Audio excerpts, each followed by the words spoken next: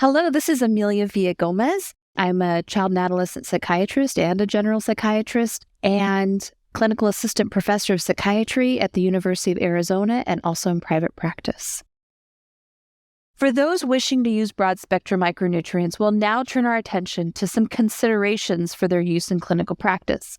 Let's start off with addressing the question of what ingredients are actually in the formula and research on its safety.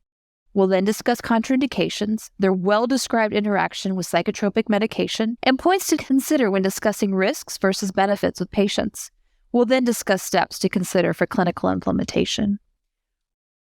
It's customary to begin by stating whether I'll be discussing any non-FDA approved interventions, and I can give you a blanket statement right now that everything I'm discussing is considered off-label, as broad-spectrum micronutrients do not currently have an FDA indication.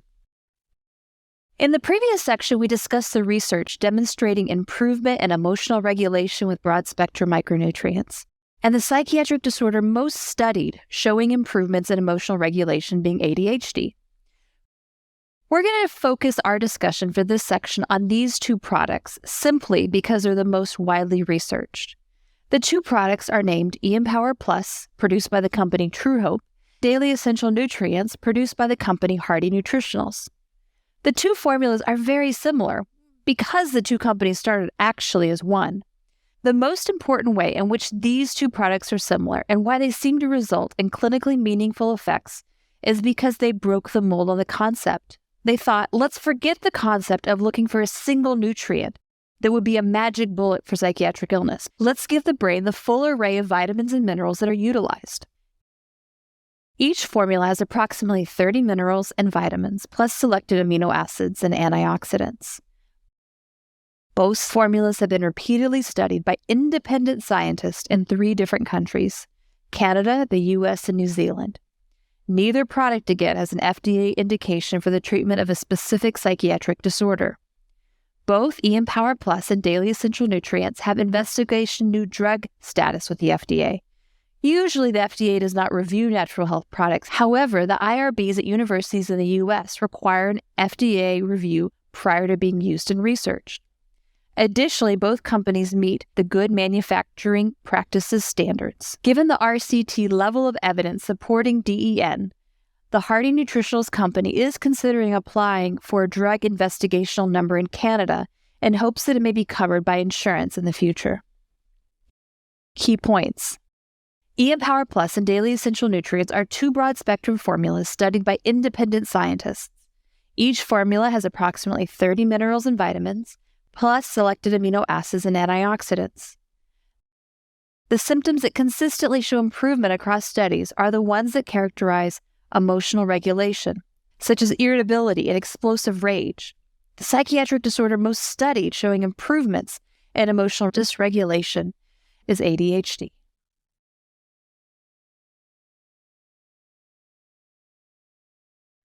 Now let's discuss what ingredients are in the formulas.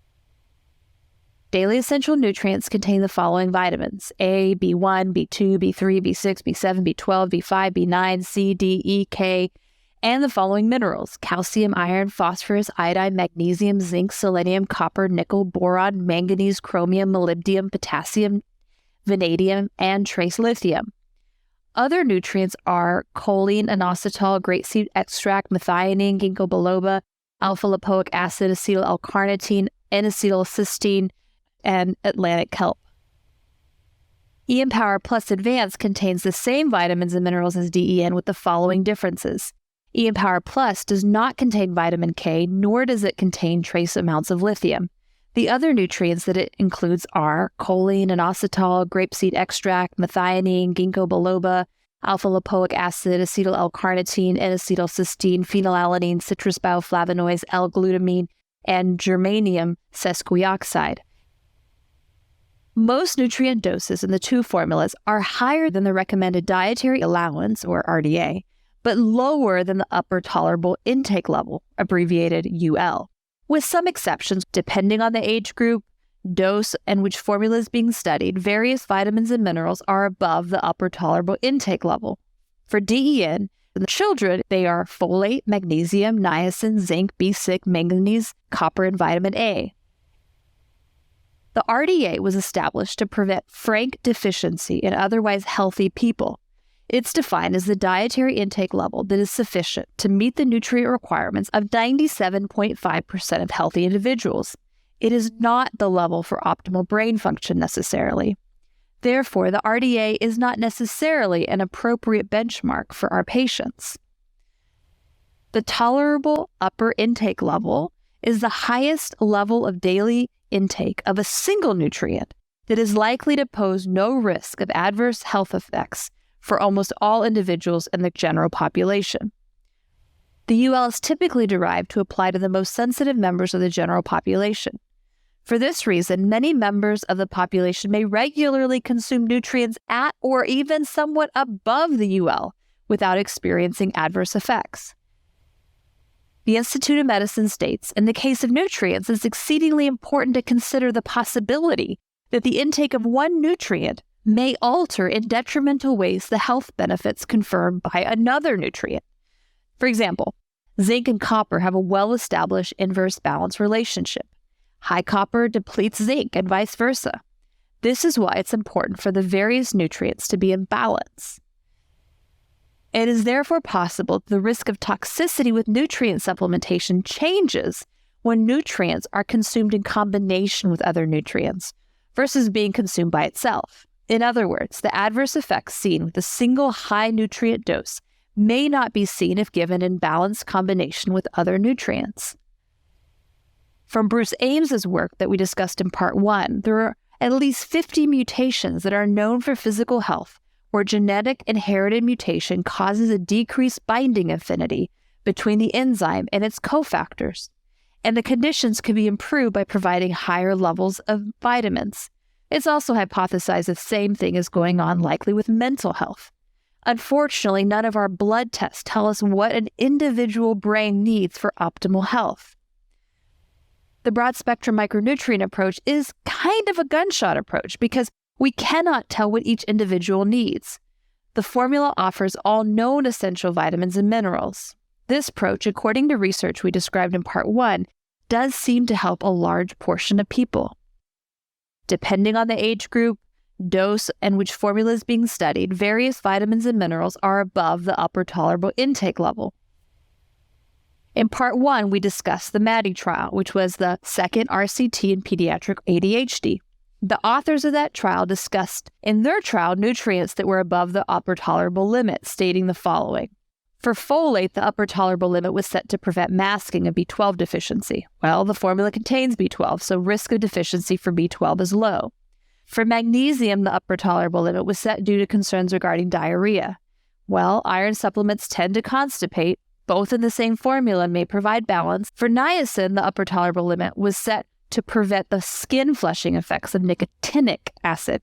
However, the product contains nicotinamide, which does not appear to be associated with flushing, and there have been no reported problems with skin flushing in trials. For zinc, the upper tolerable limit is based on the fact that high levels may result in imbalance of copper. As the formula contains copper, this concern is reduced. For manganese, B6, and vitamin A, the amount in the DEN formula is slightly above the upper tolerable limit. For Empower Plus Advanced, all of these nutrients are below the lowest observed adverse effect level. Now let's discuss the difference between Empower Plus Advanced and Daily Essential Nutrients. Although the two formulas are in the same ballpark of nutrients per pill, the recommended dosage of Empower Plus is 4 to 8 capsules versus DEN, which recommends 9 to 12 capsules depending on age. The Daily Essential Nutrients formula does contain more nutrients per pill. Therefore, the total amount of nutrients is higher when using the Daily Essential Nutrients formula. DEN can be used in those with phenylketonuria. However, Empower Plus cannot be used in those with PKU, as it does contain phenylalanine. Key points. Empower Plus and Daily Essential Nutrients have both been studied in clinical trials and are similar micronutrient formulas. The two formulas contain vitamins and minerals in doses higher than the recommended daily allowance, but lower than the upper tolerable intake level, with some exceptions.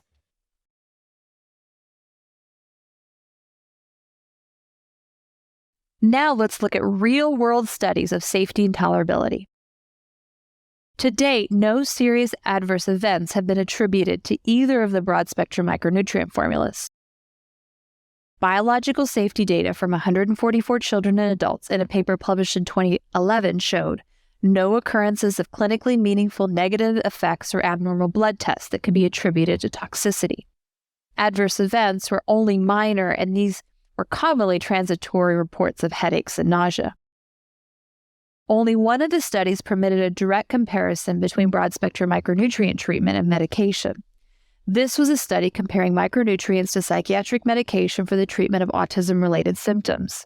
The group treated with medication had 6.5 times as many adverse events and more weight gain compared to the group treated with micronutrients. Now let's discuss what we know about the long-term use of micronutrients. In this study of 34 adults and children who'd been taking micronutrients for an average of 2.66 years, CBC, LFTs, kidney function tests, coagulation profiles, fasting glucose, iron studies, key nutrients, and prolactin were tested. Excluding B12, which could be expected to be high, 94.6% were within test reference ranges, and those outside the reference ranges were mostly just outside reference ranges.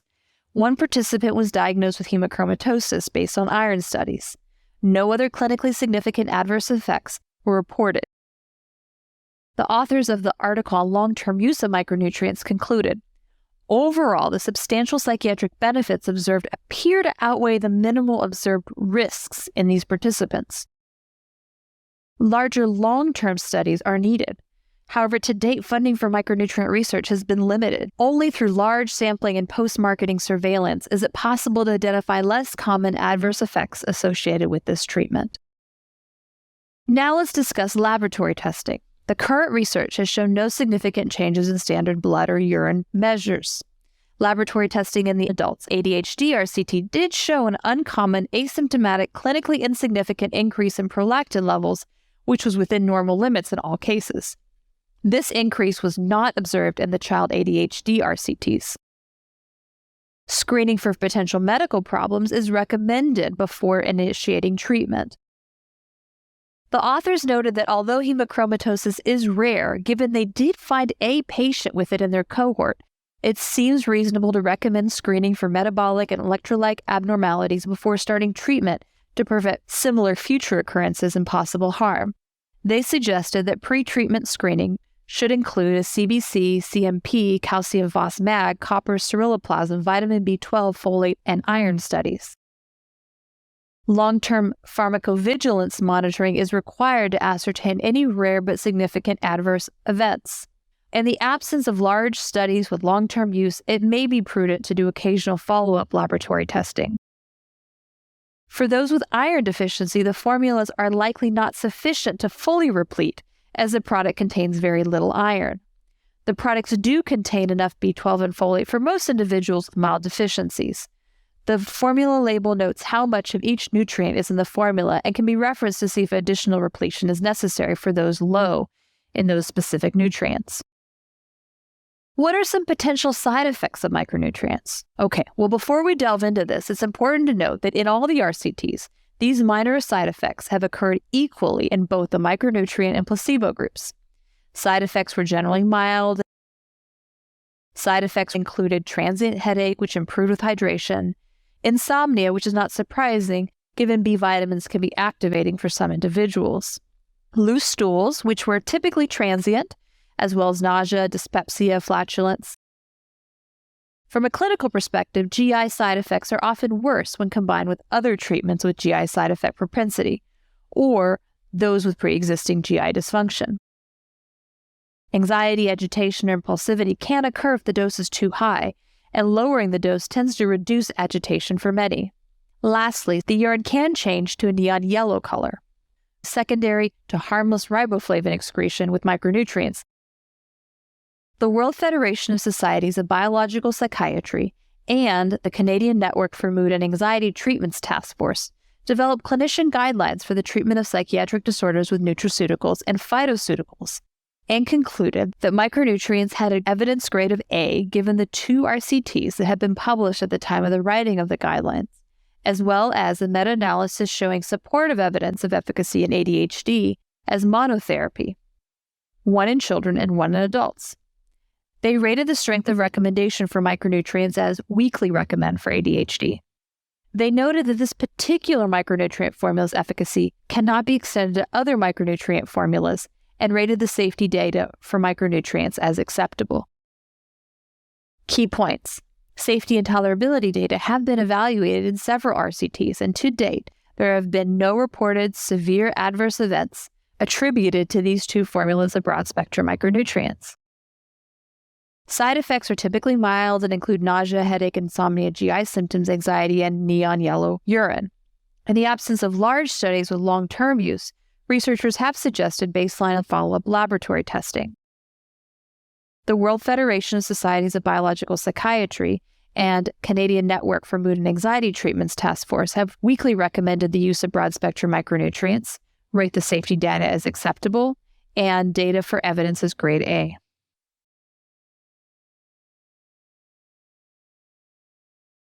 Broad-spectrum micronutrients and psychotropic medications. There have been repeated observations that broad-spectrum micronutrients potentiate the action of psychotropic medications. In other words, these two broad-spectrum micronutrient formulas will amplify the effect of psychotropic medications.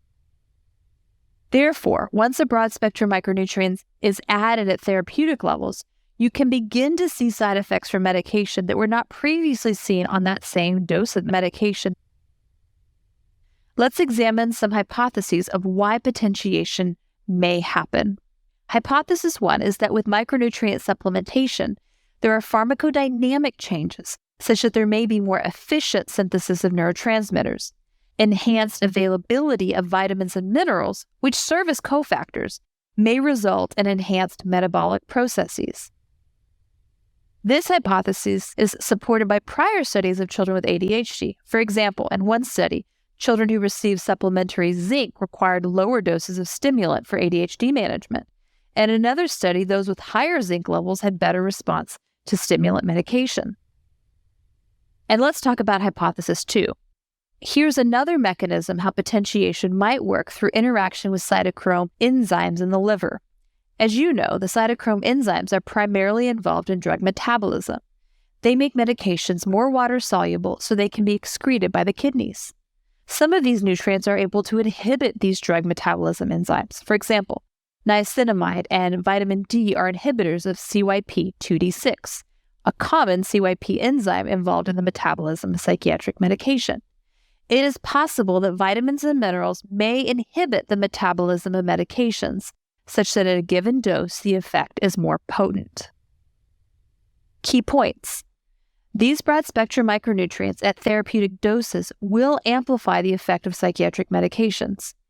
Although the mechanism is unknown, the two hypotheses for this are more efficient synthesis of neurotransmitters and CYP interactions.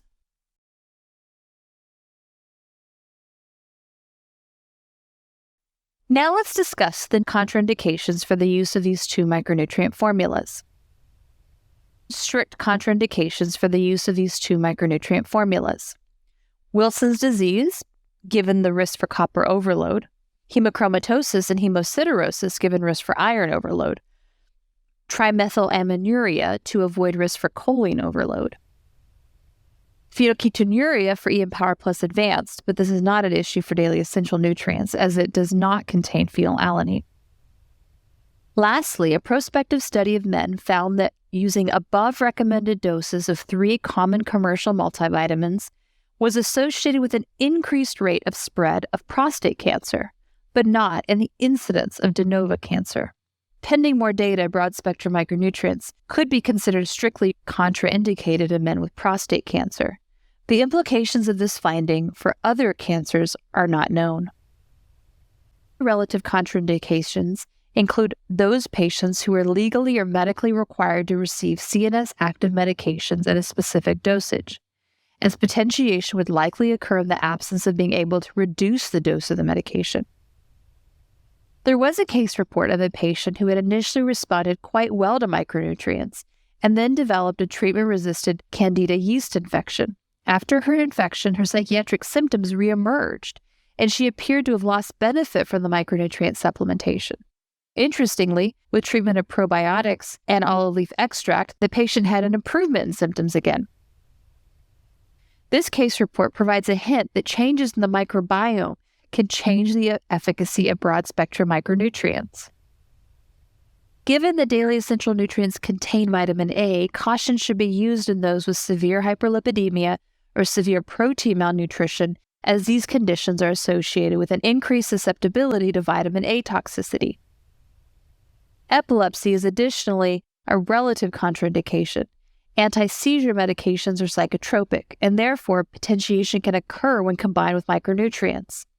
Guidelines for how to make dose adjustments in those with comorbid seizure disorder have not been studied, and seizure disorder was an exclusion criteria for the research studies. Given the micronutrients can amplify the effect of psychotropic substances, it's important for individuals to attempt to reduce and ideally eliminate the use of recreational drugs and high intakes of caffeine, alcohol, and nicotine. Otherwise, the effect of these substances may be amplified. Interestingly, micronutrients may in fact help individuals reduce the use of recreational substances. One RCT in cigarette smokers showed those in the daily essential nutrients group smoked fewer cigarettes compared to the placebo arm. Many people ask if micronutrients can be used in pregnancy. As with most medications and supplements, further research is needed in this area. There is a current study underway called the Nutrimum study, where pregnant women with symptoms of anxiety and depression were given daily essential nutrients. The study is in the process of being published. In this study, no serious adverse events have been reported, and no adverse birth outcomes were identified, according to a personal communication with the researcher. There have not been studies done in breastfeeding. Key points. Diseases which impair metabolism of various nutrients are strict contraindications, such as Wilson's disease, hemochromatosis, phenylketonuria, and trimethylaminoria. Relative contraindications include seizure disorder, inability to decrease psychoactive substances, and disease states that increase risk of nutrient toxicity.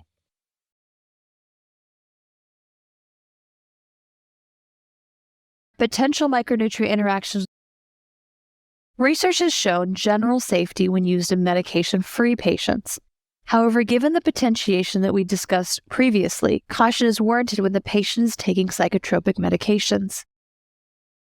Patients should be closely monitored with full attention to the high likelihood that optimum dosing of psychotropic agents will require significant reductions, and expert guidance should be consulted. There are potential micronutrient interactions with virtually any medication with CNS effects, including antihistamines, medications for colds, recreational drugs, caffeine, nicotine, certain hormones like levothyroxine, and glucocorticoids. As antibiotics can change the microbiome and thereby potentially change the absorption of nutrients, micronutrient dose effectiveness may be altered after receiving antibiotics. Authors of the chapter on broad-spectrum micronutrients in the book, Complementary Integrated Treatments in Psychiatric Practice, suggests this problem may be avoided by increasing the dose of micronutrients by 40 to 50% during antibiotic therapy, plus an additional 4 days. Also, anecdotally, some clinicians use adjunctive probiotics for a month following the course of an antibiotic. Now let's discuss antacids. Digestion is a major step in preparing food for extraction of nutrients. Altering this step of the digestive process can reduce the bioavailability of certain nutrients in the absorption phase. For example, the U.S. Food and Drug Administration is informing the public that prescription proton pump inhibitor drugs may cause low magnesium levels if taken for prolonged periods of time, in most cases longer than a year. In approximately 1/4 of these cases reviewed, magnesium supplementation alone did not improve low serum magnesium levels, and the PPI had to be discontinued. In a similar way, antacids may decrease the effectiveness of broad-spectrum micronutrients by decreasing their ability to be absorbed. Daily essential nutrients contain vitamin K, which promotes blood clotting function. Therefore, caution is needed when administering with patients on anticoagulant therapy. As anesthesia has psychotropic effects, broad-spectrum micronutrients may interact with anesthesia, and out of caution, some individuals may wish to discontinue these formulas 3 to 7 days prior and 3 to 7 days after anesthesia based on theoretical concerns. No controlled research is available in this area. Key points. Broad-spectrum micronutrients may potentiate psychotropic medications, as well as other CNS active medications such as antihistamines and thyroid medications. Antibiotics and antacids may decrease the effectiveness of these two formulas. Out of caution, consideration may be made to discontinue broad-spectrum micronutrients 3 to 7 days prior to and after anesthesia.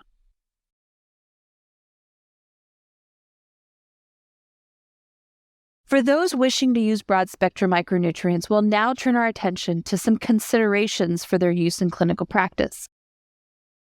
In the ADHD RCTs, researchers searched for predictors of response. They found that in the majority of individuals, baseline nutrient levels like B12, zinc, folate, iron, potassium from blood were within normal range, and nutrient levels did not predict who would respond to treatment. In other words, someone with a normal level of nutrients was just as likely to respond clinically as someone with a low or abnormal level. It's hypothesized that this is the case as an individual's nutrient needs may be higher than the population average. So blood levels of nutrients will not define who is deficient relative to their own metabolic requirement. Now let's discuss how to address potential side effects.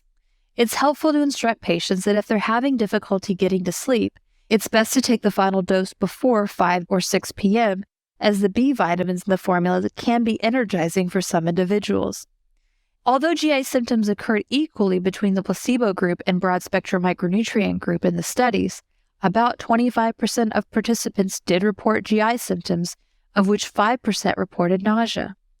Clinically, patients have reported nausea and symptoms improve by taking broad-spectrum micronutrients with food, preferably sandwiched in the middle of a meal. It's important to drink 6 to 8 glasses of water daily for adequate hydration in adults. For a child, the amount of fluid ounces needed per day is approximately weight in pounds divided by 2. All capsules cannot be taken at the same time, as there's a limit to the amount of nutrients that can be absorbed at a given time by the body. It is recommended to maintain a minimum 2-hour separation between doses. In other words, the doses do not have to be equally divided throughout the day. The Empower Plus Advanced formula is recommended to be given in 2 separate doses, and the Daily Essential Nutrients formula is recommended as a 3 times daily dosage.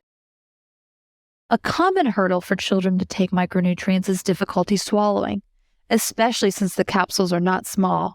To give you a context for size, they are not as large as a typical omega-3 capsule, but larger than the typical small prescription tablet, and many children do find them large. In my experience, most children over age 7 can be taught how to swallow pills. If they're struggling with swallowing, it's often helpful to first identify that anxiety is likely the driving force, as the child may fear that they'll choke. This slide contains a link for a video which teaches children how to swallow pills with a small candy. It is https://bonniejkaplan.com/how-to-swallow-pills. This protocol was tested in 348 people across several studies and then validated in a clinical sample. Children are taught 5 head positions for swallowing. This is followed by 2 weeks of practice. DEN and E-Empower Plus are also available in powder form and can be mixed into smoothies and various types of cookies. Capsules can be opened and used for recipes, but may have more of a bitter taste compared to the powder. Vitamins are destroyed by heat, hence why the recipes are no-bake. If opening the capsules and putting them in applesauce or yogurt, they may have more of a bitter taste compared to the powder. Key points. No key consistent predictors of response have been identified for broad-spectrum micronutrients in clinical trials. To minimize side effects, broad-spectrum micronutrients should be taken with a meal, ideally spaced 2 hours between doses. Recipes are available for patients who are unable to swallow.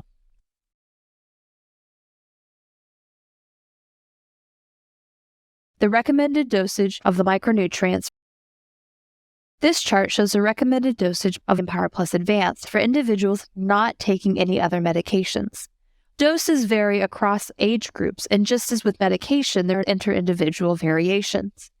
As seen in the chart produced by the manufacturers of Empower Plus Advanced, the recommended dosage for 5 to 7-year-olds is to start with 1 capsule on days 1 through 3, and then increase to 2 capsules for days 4 through 6, and then 3 capsules for days 7 through 9, and then 4 capsules if necessary for day 10 and forward. For 8 to 12-year-old, dosage is as follows: to start with 2 capsules on days 1 through 3, and then 3 capsules for days 3 through 4, and then 4 capsules for days 5 through 6, and then 6 capsules if necessary on day 10 and forward. For ages 13 and above, dosing is as follows: to start with 2 capsules on days 1 through 2, and then increase to 4 capsules for days 3 through 4, and then 6 capsules for days 5 through 6, and then increase to 8 capsules if necessary. In my own observations from clinical practice, a dose of 4 capsules daily for children ages 8 through 12, split as a dose of 2 twice a day, is often sufficient. And for those above age 12, a dose of 3 capsules twice daily, in other words, a total of 6 capsules daily, is often sufficient. The most recent formula, Empower Plus Advanced, has not been studied in children, only adults with premenstrual syndrome. The original version, which we talked about earlier, required 15 capsules and was simply called Empower Plus. It had been used in various studies in the past and is still available for purchase.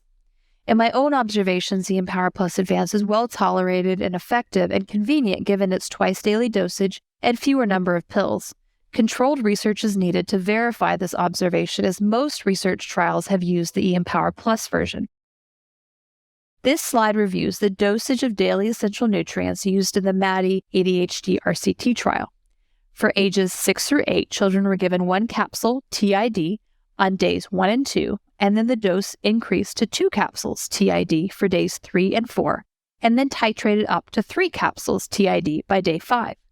For those ages 9 and above, they had the same titration schedule, but at week 4, had the option to increase to 4 TID if they did not have any side effects and no sufficient improvement. In the adult trials using DEN, participants were titrated up to 12 capsules per day in 3 divided doses over the course of 1 week. In my clinical experience, individuals who are sensitive to medication are often sensitive to micronutrient supplementation and do better by starting off more slowly and increasing more gradually. Rarely, some individuals can become restless or agitated or more irritable within 1 to 3 days of starting micronutrients. So in those individuals, again, starting at a lower dose and increasing more slowly can be helpful. And if side effects do not improve with the slower titration, then discontinue. Now let's talk about patients already taking psychotropic medications. Expert guidance is recommended if a patient is on concurrent medication, as cross-titration is typically necessary. The micronutrient formulas, manufacturers recommend dose reductions of between 1/8 to 1/4, depending on the medication and length of time the patient has been taking it. It's important to note that broad-spectrum micronutrients have been almost exclusively studied in patients not on any psychiatric medication. What is presented here is the guidance provided from the formula companies. Controlled research is needed for guidance on cross-titrations. For example, if stimulant medications are decreased too quickly, clinical effectiveness may be lost, and some patients may go through symptoms of withdrawal. Typical symptoms of reducing stimulant medications too quickly include irritability, anxiety, nausea, sweating, insomnia, and decreased focus. If medications are not decreased at all, patients can go through potentiation. In other words, the amplification of medication side effects, and experience symptoms such as agitation and sedation, as we discussed earlier. Essentially, any side effect of the medication the patient is taking can occur as a sign that potentiation is occurring. For example, one of my patients was taking methylphenidate ER 54 milligrams without any side effects, but wanted to start micronutrients given continued emotional dysregulation and poor appetite. When we added in micronutrients, after about a week, he started to have new onset itching and was acutely more agitated. Sure enough, when I looked in the physician desk reference, itching or pruritus is a side effect of methylphenidate. This was a clear sign that the medication level was now effectively higher in his body, even though the medication dosage was the same. I instructed the patient to decrease the dose to 36 milligrams And on the subsequent day, the pruritus subsided, and after 1 to 2 days, the agitation also was gone. Over the subsequent week, his emotional regulation improved compared to his baseline. This is why knowledge of potentiation is so important. Otherwise, the clinician may incorrectly assume that the micronutrients worsened the behavior. As the dosage of the micronutrients is either BID or TID, children often need to take a dose during the school day. Some schools will not dispense the micronutrients as they are not an FDA-approved medication. Some schools will provide the dosage if a physician provides a letter requesting administration and a parent provides an unsealed bottle. In my clinical experience, often within 1 to 4 weeks of being on an effective dosage, there can be a noticeable improvement for patients. Temper tantrums and mood dysregulation improve more quickly than depressive symptoms. Given most of the clinical trials were around 8 to 10 weeks in duration, it's reasonable to consider a 3-month trial before considering a patient unresponsive to the intervention. What happens if the formula needs to be stopped? In my clinical experience, withdrawal symptoms are uncommon when discontinuing, although symptoms being addressed with the broad spectrums will likely reemerge. Once symptoms have improved for a period of time, many individuals typically begin to reduce their own dosage of medication and will likely hit a threshold where further reductions result in symptom reemergence. What's the cost for these two specific formulas? Depending on the dosage and which product is being used, the cost is between $50 to $100 per month with a discount code. There's no insurance coverage currently in the US or Canada, although with increasing RCTs supporting the use of these products, it is hoped that in the future insurance coverage would be available. After reviewing the data for micronutrients and the costs, clinicians often wonder, can we just give an over-the-counter multivitamin? Unfortunately, the answer is currently no, as the level of evidence for these two formulas have not been replicated with over-the-counter multivitamin formulas.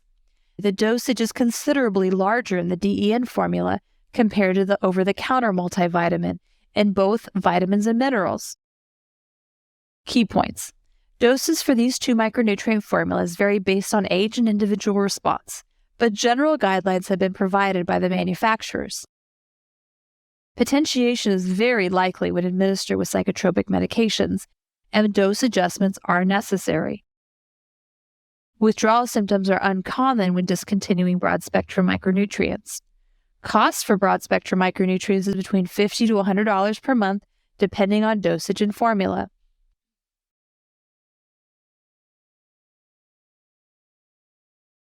For those wanting to use broad-spectrum micronutrients in clinical practice, I'll share the framework I've used in prescribing these. First, to find the right patient. Is the patient, or in the case of children, the parent, motivated to use broad-spectrum micronutrients? Can they afford the broad-spectrum micronutrients? Can the patient swallow capsules or motivated enough to learn? Or is the parent able to make no-bake recipes? Is there a good rapport between patient and provider? Does the patient have good gut functioning? In other words, is there an absence of significant nausea, indigestion, and flatulence? Remember, good gut functioning is important to be able to absorb the various vitamins and minerals. Next is to explain to the patient or parent the rationale. There are no magic nutrients. The brain needs all of them, and the broad-spectrum micronutrients address the many cofactors required for brain functioning. Next comes informed consent. It's important to state that neither formula has an FDA approval for treatment of any psychiatric condition, and inform the patient that treatments with FDA approval are available. RCTs have been done to evaluate safety and efficacy, and current RCTs have not shown serious side effects. Also, inform the long-term data on micronutrients are limited to one small study. For patients taking medication, it's crucial to inform them that potentiation of concurrent medication can occur, and to receive expert guidance, as most clinical trials excluded patients concurrently taking medications. Discuss with the patient concurrent established treatments, and discuss with parents the risk of delaying established treatments. It's also important to document the rationale for use of broad-spectrum micronutrients. Additionally, inform the parent or patient that a clinician should be contacted when starting any new medication, especially an antibiotic or other psychotropic medication. Lastly, reducing or stopping recreational drugs, caffeine, alcohol, and smoking will likely enhance treatment effectiveness and safety. Key points. When initiating treatment, discuss the rationale with the patient and obtain informed consent, which includes discussion that neither formula has an FDA approval indication for any psychiatric condition.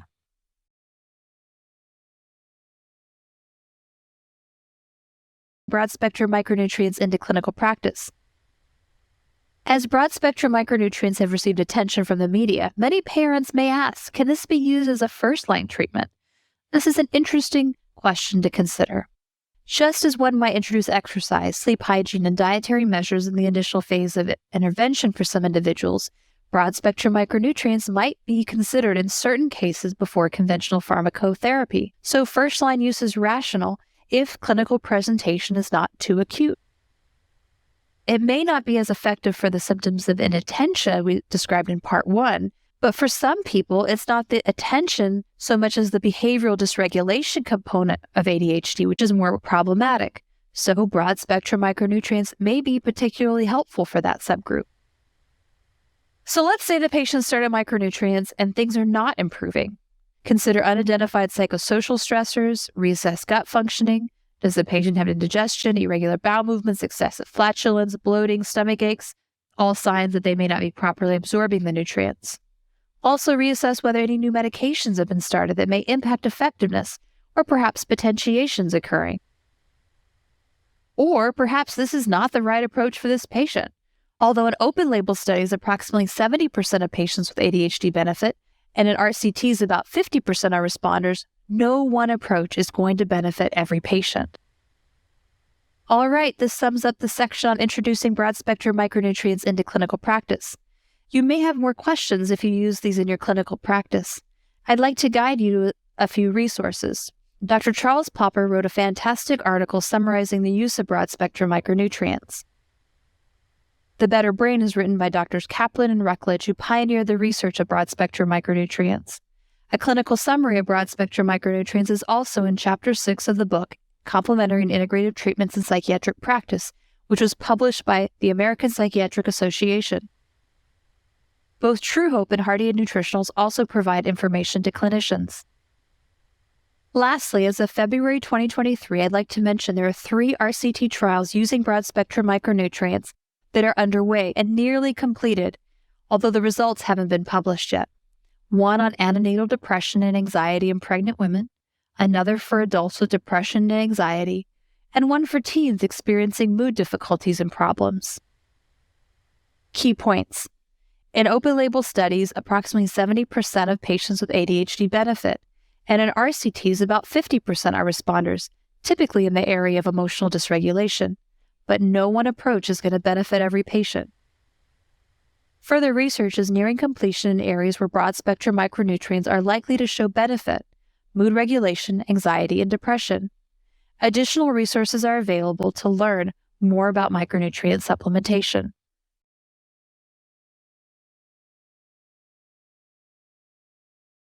Now I'm going to discuss some cases. These cases came from my clinical practice, and I've merged a few different clinical presentations together into one story to de-identify the cases and for purposes of making various teaching points. Case 1, 7-year-old with long history of inattention, hyperactivity, and emotional dysregulation. Parents reported his 4-year-old sister can organize and plan more than he can. He had a medical history significant for seasonal allergies, a father with ADHD, and he was currently taking no medications.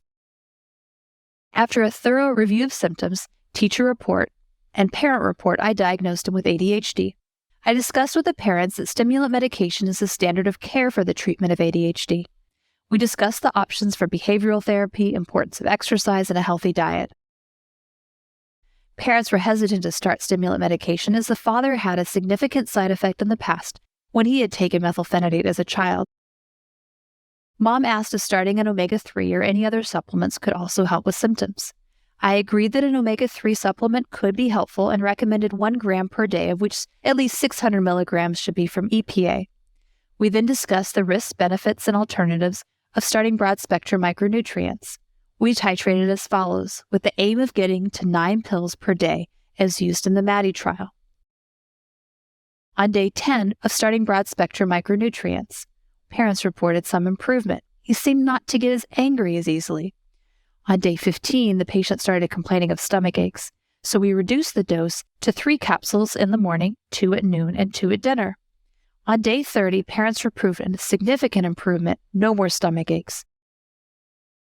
Of note, I increased the dose more slowly than what was done in clinical trials to help with tolerability and to be able to detect what dose may be causing side effects, if they emerged, which in this case they did. The next case is of a 19-year-old female presenting with emotional dysregulation for several years. She had been diagnosed with ADHD and ODD at age 10. She was diagnosed with PMDD last year after describing high amounts of irritability prior to menses. She currently is not taking any medication, given previous side effects with stimulants. Main concerns were irritability, poor sleep, and a diet high in ultra-processed foods. I discussed with the patient the data showing improvement in children and adults with ADHD using broad-spectrum micronutrients. The patient was very interested in this approach. However, she was concerned with the number of capsules required with the daily essential nutrients product. I discussed with her that although the 2 RCTs for pediatric ADHD use the daily essential nutrients product, a newer version requiring fewer pills, Empower Plus Advanced, has been studied in patients with PMS, of which a portion also had PMDD. I explained that for adults, the dose of the nutrients in Empower Plus Advanced is below the upper tolerable limit except for nicotinamide. We discussed other potential treatment options, including starting an SSRI. The patient elected to start a 6-week trial of Empower Plus Advanced. Patient reported at 2-week follow-up some improvement with focus and attention, but a large improvement with mood, decreased irritability, and improvement in overall mood regulation. At subsequent follow-up at 3 months, the patient improvement in PMDD symptoms. Case 3. This last case is a 27-year-old with ADHD and mood dysregulation. He's currently prescribed dextroamphetamine/amphetamine XR 15 milligrams.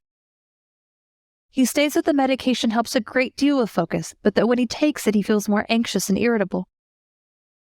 We discussed risks, benefits, and alternatives of the broad-spectrum micronutrients, and that although the 2 formulas have been studied in 3 randomized controlled trials, neither formula has an FDA-approved indication. We discussed the difference in the 2 formulas and what studies have been done in children and adults. Patient agreed to a trial. Over the course of 4 days, we titrated up the dose to 4 capsules 3 times daily. On day 7, he reported an improvement in his mood. On day 10, he reported feeling agitated and said, "Everything bothers me." As this fit the description and timeframe of potentiation, I decreased the dose of the medication to dextroamphetamine amphetamine XR 10 milligrams per recommendation of the manufacturer to decrease medication dosage by a quarter upon signs of potentiation. During a phone check-in 2 days later, the patient reported an improvement in focus and mood regulation. About 2 weeks later again, the patient reported feeling easily irritated, and again the dose was decreased, this time to 5 milligrams daily. A couple weeks later, the patient during a follow-up visit reported feeling quite well, calmer, lifted mood, and still with good focus. He then decided to stop the stimulant medication. However, 7 days later, he called and stated that he was making careless mistakes at work and having a hard time driving and wanted to resume the dextroamphetamine/amphetamine XR 5 milligrams. This case again illustrates what I've noted in my clinical practice. In many cases, the broad-spectrum micronutrients are not a replacement for stimulants, but in many patients can help with mood and emotional regulation. This also reinforces the point that psychotropic medications can be potentiated with combined with broad-spectrum micronutrients, and therefore expert guidance is needed for cross-titration. Key points. Broad-spectrum micronutrients amplify the effect of stimulant medications. Therefore, close monitoring and expert guidance are needed when they are started alongside psychotropic medication, as dose reductions are typically required. Supplementation with broad-spectrum micronutrients often improve mood regulation.